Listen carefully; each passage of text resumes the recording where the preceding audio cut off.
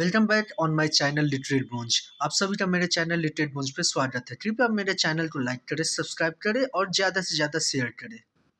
चलिए हम अपने चैप्टर को आगे बढ़ाते हैं। पिछले क्लास में हम लोग पढ़े थे सेल मेम्ब्रेन के बारे में, जिसको हम लोग प्लाज्मा मेम्ब्रेन भी कहते हैं। ये दोनों में मौजूद होते हैं, प्लांट सेल और एनिमल सेल्स में। अंतर क्या होता है? प्लांट सेल्स में जब ये मौजूद होते हैं तो इसके ऊपर एक और कवर चढ़ा जाता है। उसका नाम क्या होता है वो आगे देखेंगे। अभी हम लोग नए टॉपिक को उठाते हैं, यानी पार्ट्स ऑफ द सेल का दूसरा पार्ट, जिसका नाम है साइटोप्लाज्म। ये क्या होता है इसके बारे में जानते हैं। Cytoplasm is a transparent jelly like materials which fills the cell between nucleus and cell membrane। कह सकते हैं कि साइटोप्लाज्म एक पारदर्शी जेली लाइक स्ट्रक्चर है जो मौजूद होता है सेल मेम्ब्रेन और न्यूक्लियस के बीच में। Cytoplasm is a kind of chemical factory of the cell. कह सकते हैं कि ये एक chemical factory of the cell भी है, यानी ये एक सेल का केमिकल फैक्ट्री है। Here new substances are built from material taken into the cell and energy is released and stored। कह सकते हैं कि यहाँ पे सब्सटेंसेज यानी नए सब्सटेंसेज यहाँ पे बनाए जाते हैं जो सेल के द्वारा मटेरियल अंदर लिए जाते हैं। उसके बाद जो एनर्जी बनते हैं उनको रिलीज किया जाता है और स्टोर भी किया जाता है। In fact most of the chemical reactions which keep the cell alive take place in the cytoplasm। कह सकते हैं कि ज़्यादातर केमिकल रिएक्शन जो सेल को जिंदा रहने में मदद करते हैं वे साइटोप्लाज्म में ही पाए जाते हैं। The cytoplasm of a cell has many tiny structures in it. इसमें बहुत सारे छोटे छोटे स्ट्रक्चर भी मौजूद होते हैं।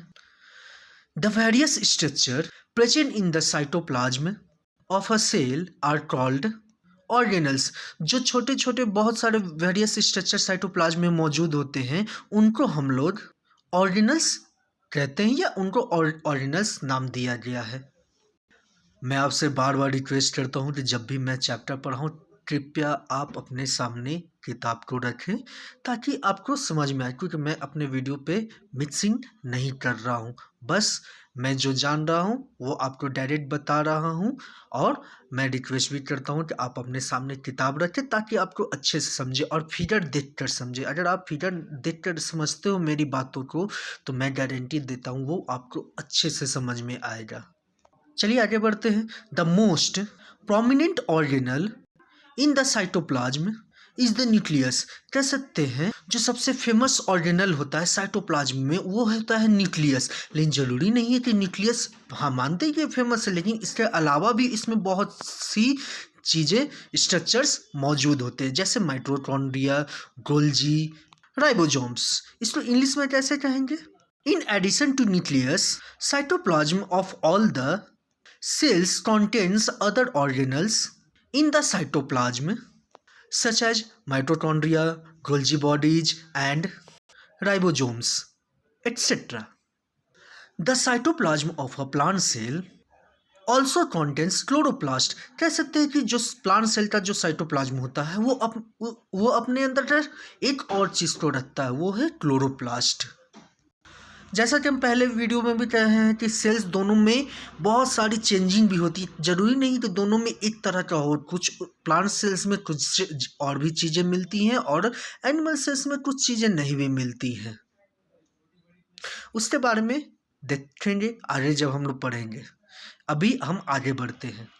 The cytoplasm and the nucleus taken together make up the protoplasm. जब साइटोप्लाज्म और न्यूक्लियस एक साथ मतलब मिल जाते हैं तो वे प्रोटोप्लाज्म को बनाते हैं। चलिए अब आगे बढ़ते हैं। अब आगे हम लोग न्यूक्लियस के बारे में जानेंगे।